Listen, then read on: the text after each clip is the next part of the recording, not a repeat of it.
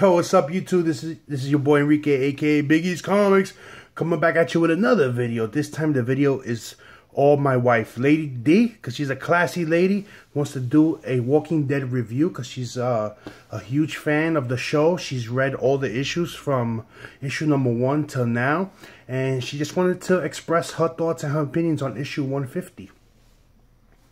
Hey, what's up, YouTube?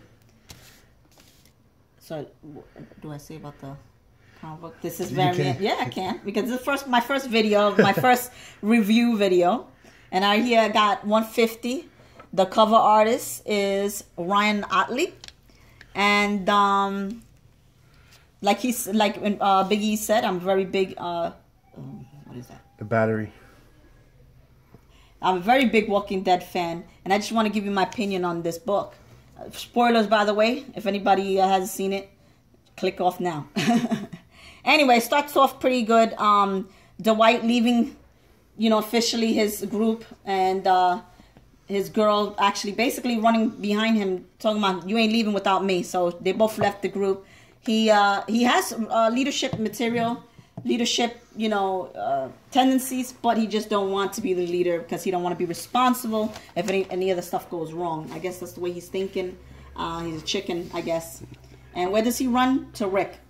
Rick is having his own issues because he's talking with Eugene, and Eugene is bringing up the idea that a formation military, where it's basically organized, will keep the people calm and feel more safe, because now the Whisperers are coming and stuff, and Rick is kind of scared, and they can tell. That's right, because Rick realized that you can't just beat the Whisperers just going head on with them. Right. The Whisperers is a different kind of threat. They're an army, basically, an army of organized army of walkers in between them. So it's almost the only way to beat them is to be organized. But Eugene was the one that gave him the idea of creating an actual military between they have 3 different headquarters, basically, right? Wait. Yes, the Hilltop, Alexandria, the Saviors, and the Kingdom. And 4. The Kingdom is four.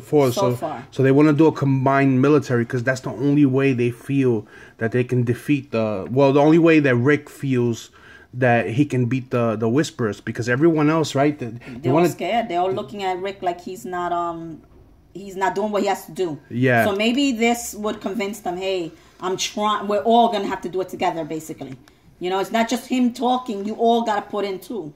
And it wind up, baby, you're showing them the best pictures. Oh. And winds up, since he showed you, this is Martin, and he's I believe from the Hilltop, and I don't know. He just doesn't agree whatsoever with Rick whatsoever. Anything he says, he does not agree. He thinks if he beats him up, he'll somehow, like a bully, scare him to do what they want and all that. He wasn't in the room with Eugene, hearing the plans that they had. They think that Rick is basically putting his hands behind his back and not wanting to do that. But his plan was to tell them, hey, I got an idea. Yeah, they didn't. They didn't give him a chance. They didn't give him a chance. They didn't give him a chance to say give his to bully him into doing what they want. Right. Like if Rick was being soft, and and this is where the Rick from the TV is different from the Rick from here.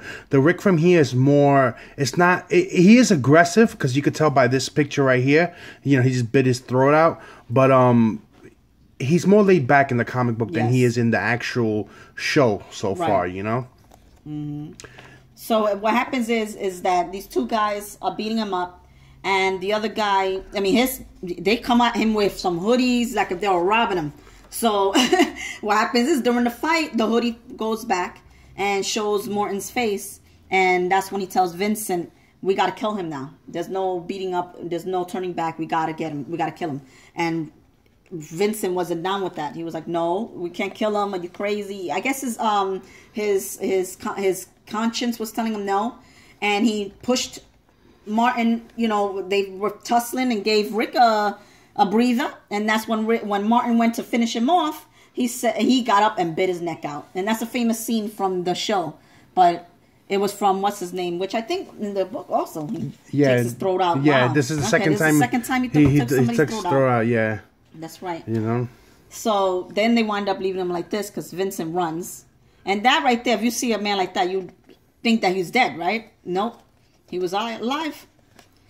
He actually made it. Yeah. And then these two. Okay, we're going to Lydia and Carl and them having sex. And Andrea down here catches them and just closes the door nonchalant like nothing. That was my kids. I would have spanked them. All right, next one. Because they're still babies. Apocalypse or not. Carl is the man. Then Maggie finds Rick, of course. And Michonne, he tells Michonne, get Vincent, basically. He's like, get him. Get Vincent. And where she's at? She's right behind Vincent. Rizen's trying to run out of him. And she catches up to him. Yeah, of course. You ain't escaping Michonne. You know, Michonne is literally, she's the badass in this whole series. So he winds up doing a speech to everybody. So you can see everybody's there.